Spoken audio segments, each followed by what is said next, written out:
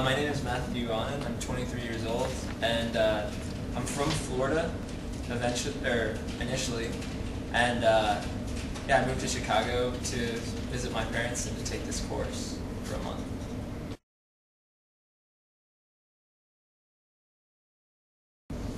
I found TEFL Institute online, and then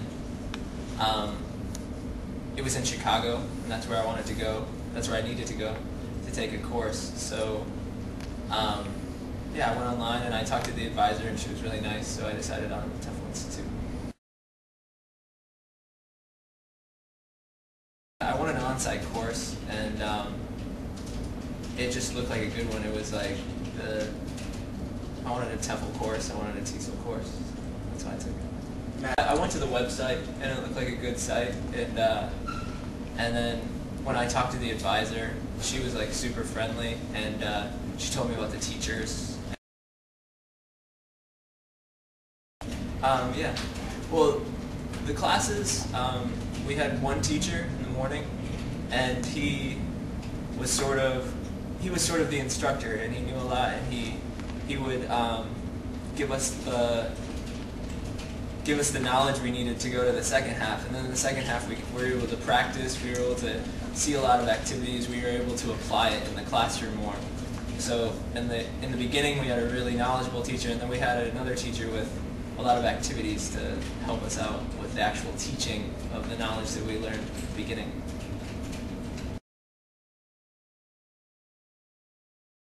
No, from my teaching experience before, like, you can just see it in his teaching, and you could see it in his enthusiasm for grammar, and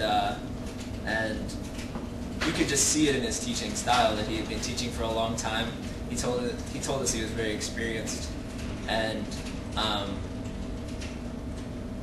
yeah, you could just tell by the way he taught that he knew what he was doing. The class size was really good because there was 13 students in my class, so you could always have 3 groups or pairs or groups of 3 or something like that. So a lot of the things are in pairs. We discuss a lot of things are in groups, and so when it comes to these group activities, you have a small group, and the teacher can really focus on each individual group.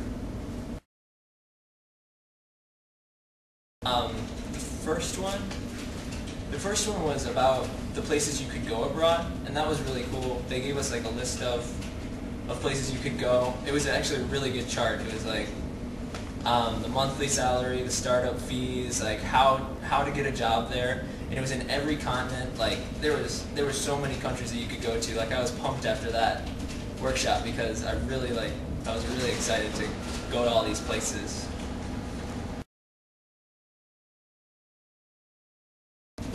Well, yeah, my first teaching experience in Korea, I got there and there was no curriculum, no materials, no nothing. So I had to like figure it out, and I had to make friends with another teacher who had been teaching for a long time, and she sort of showed me the ropes, but I was still floundering for like a lot of the time that I was there. So and that's difficult because you want your students to learn, but you don't really have the tools to teach them very well. So after that year, I was creating curriculum. I was like doing all these different things. So after that year, I wanted to learn how to do it right, just the correct way.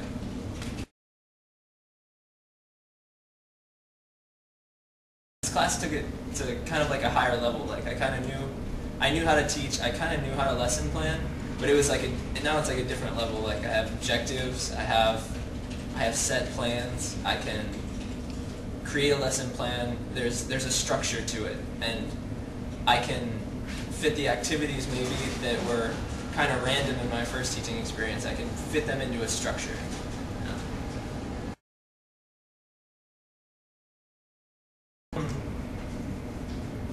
I really learned a lot in the workshops. I really liked the workshops, especially the first 2.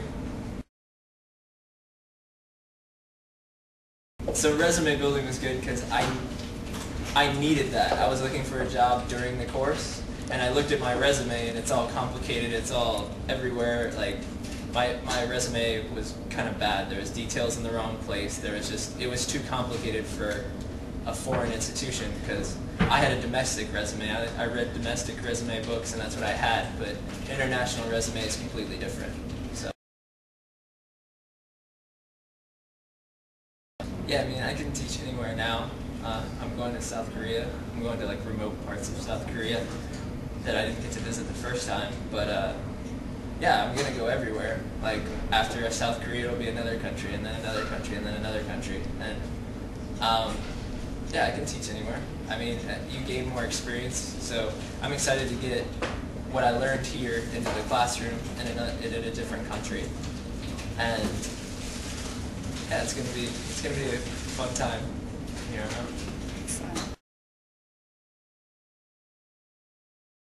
I was 19 the first time I left the United States. I lived in Panama for 2 months during a summer in my freshman year at college. I mean, I had a great time there. I learned a lot about traveling in the first time, and yeah, after that I just wanted to go everywhere.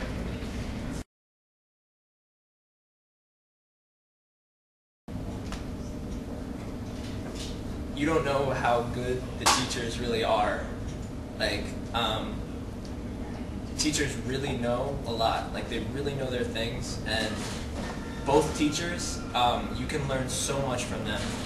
And I don't think you realize how much you need to know before you teach, and they get you ready for it for sure.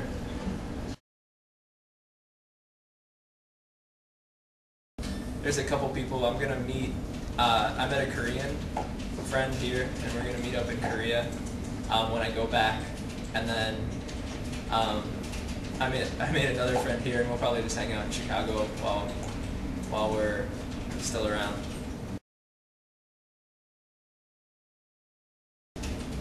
Well, everything in South Korea is different, but it's not scary different. It's just it's fun different. It's kind of like zany different. So like you walk down the street, and every day, like it's not going to be like your life in America. It's going to be like you walk down the street and something different is going to happen to you every day, and like everything's kind of backwards. Like on a tape player, like fast forward is rewind, and rewind is fast forward, and like their emergency number is 119 instead of 911, and it's almost like this parallel universe sometimes. But then when you get out there, like you can. I lived on an island, and it's like almost total freedom. Like there's beaches. There was beaches everywhere on the island I was. It was almost like being in Hawaii. And then yeah, you just travel around. There's a tight knit like foreigner community there, and all the teachers kind of get together, and it's usually a community.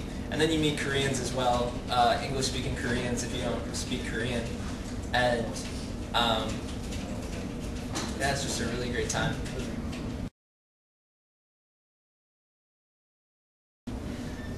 Well, yes, South Korea, it's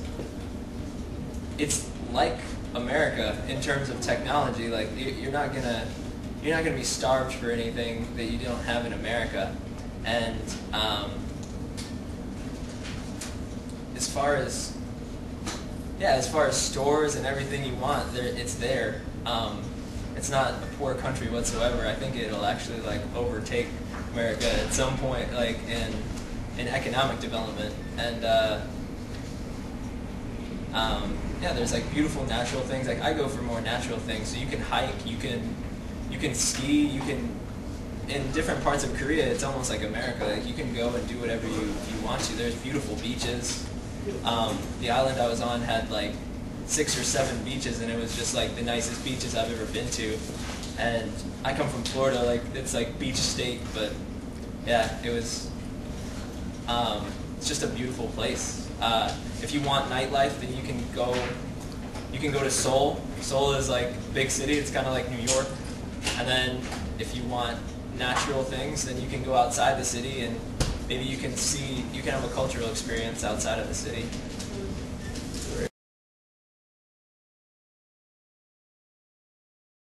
On the island, I learned how to paraglide one day. So on the island there was over 300 of these small hills. They're almost like small mountains, I learned to paraglide through this class. And so you basically just run off of a mountain, and you're just basically flying until you decide to come down. Actually, the first time I did it, I crashed into a bush with my instructor, and it didn't hurt or anything, but it was kind of a crazy experience. And then just every weekend, there's a big foreigner community, so we go out. Usually we go to a bar, we play darts, we do things like we do in America. The only difference is that after you go to the bar, then you go to a karaoke club almost every time, and that's great. Like you have your own room, there's 20 people in a room, everyone's singing, everyone's having a good time. So